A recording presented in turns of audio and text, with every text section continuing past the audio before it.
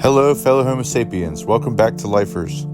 My mission is to share Earth's biodiversity with you, one species and subspecies at a time. Here is our next plant species, curtissii milkwort.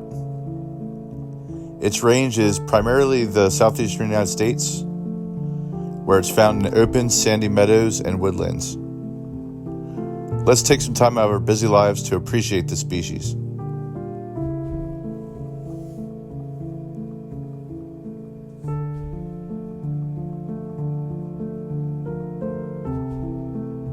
We were in Carroll County, Maryland, where we found this.